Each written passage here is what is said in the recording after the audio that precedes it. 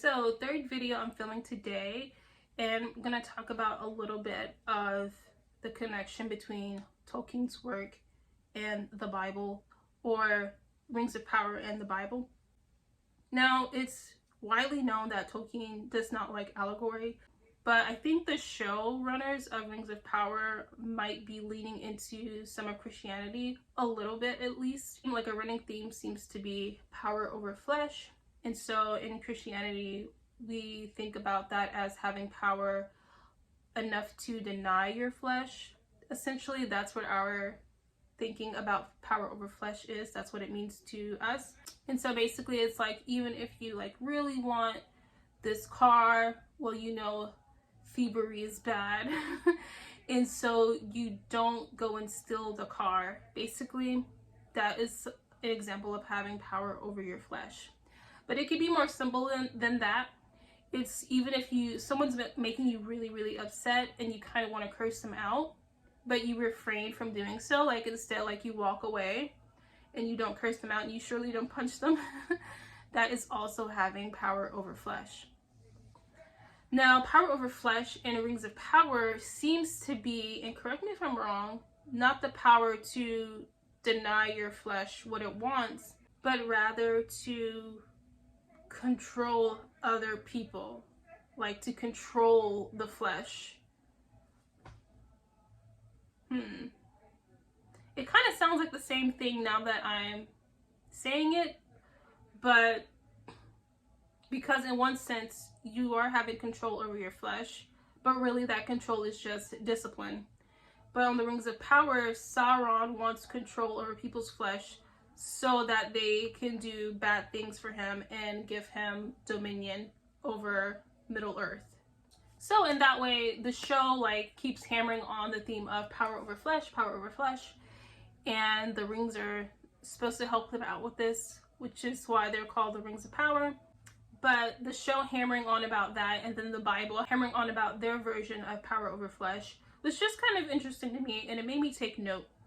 So the next thing I want to take note of is the kind of when Annatar is coming out of the fire and revealing himself to Caleb. There seemed to be some Christian imagery there that is used. And if you go into the Bible, yeah, I have the actual Bible, and you go into Corinthians, 2 Corinthians 11, and this is actually going to be verse 14 that I'll just read. Like, obviously, if you want the full context, read the full the full chapter.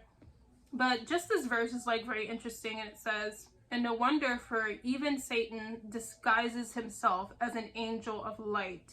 So I do think, and it may be even confirmed, I'm not familiar with everything that Tolkien said ever in life, Annatar is actually like a lesser being than Morgoth. So I would have thought that Morgoth was like the Satan figure, and maybe Annatar is just like a little imp. In any case, Annatar, or Sauron, does represent evil, and he very much so did represent himself as an angel of light, because he says that he's sent from the gods, if I remember that right, or this realm's versions of the gods, to help the elves or help Caleb make these rings or whatever, what have you. He does say that, and then he comes out of the fire, and it's like they could have just made this guy looking like Galadriel in Lord of the Rings, where she has like a white dress on, and then like she's kind of glowing and very serene, like, but like his robes and even the clouds and everything, that has very much so been seen in Christian iconography enough for you to like make the connection between like, hey, why does this guy look like Jesus? Like, and too many people are saying that for it to be a coincidence. Is this show trying to be blasphemous? I don't think so. I just don't feel like the show is trying to be blasphemous just because I'm not getting that vibe from it. I could be wrong. So yeah, that's all I have for today. Correct me on anything if I'm wrong. You can do so in the comments. I don't mind constructive criticism or corrections. I'm not exactly new to Lord of the Rings, but I am new to Lord of the Rings, like the books and the lore. I'm new to that aspect of it. So yeah, any corrections you want to correct me on, feel free. Thanks so much for giving my video a chance. I know there's like a lot of other YouTubers y'all could be watching when it comes to things like this, but thank you so much for giving my video a chance, and hopefully I'll catch you in the next one. Bye.